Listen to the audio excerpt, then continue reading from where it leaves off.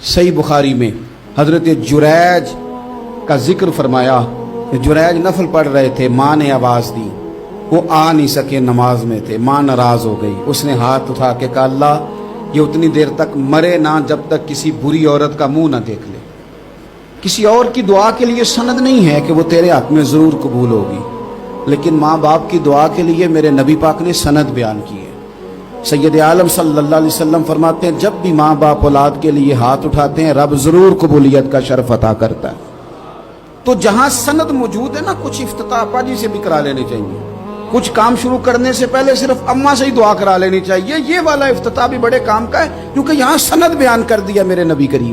तो जनाब जुरैज की माँ नाराज हो गई, कहने लगी अल्लाह इसने मेरी बात नहीं सुनी। अब थे तो वो नेक, लेकिन रब करीम की हिकमत का तकाजा है, माँ की दुआ को भी कबूल करना था। अल्लाह ने आजमाइश में मुब्तला कर दिया। वालदा तो चली गई, वो एक खैमे में, एक कुटिया में, एक झोंपड़ी में इबादत करते थे, अल्लाह को याद करते थे, रब रब करते थे, और लोग उनकी बड़ी तारीफ भी करते थे। लोग उनके इरादतमंद भी थे, अकीदतमंद भी थे, अहले मोहब्बत भी थे।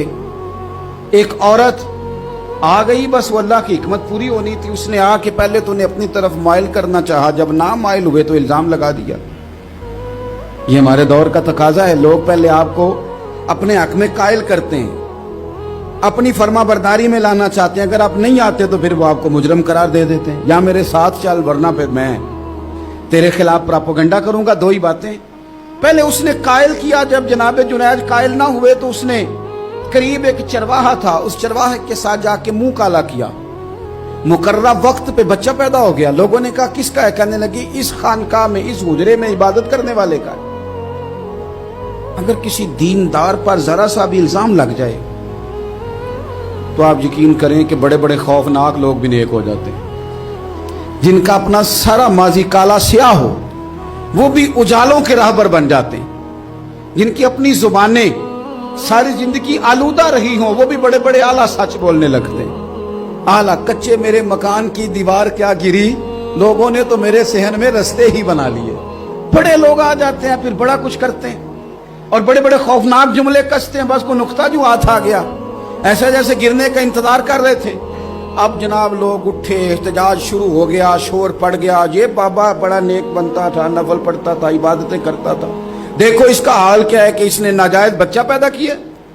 बगैर तहकीक के मैं कह चुका हूं कि उलझे उलझे बिखरे बिखरे रोज व शब देखेगा कौन, लोग तेरा जुर्म देखेंगे सबब देखेगा कौन। लोग तेरा जुर्म देखेंगे सबब कोई गौर नहीं करता कि वजह क्या थी। ओ भाई कुछ तो मजबूरियां रही होंगी, यूं ही कोई बेवफा नहीं होता।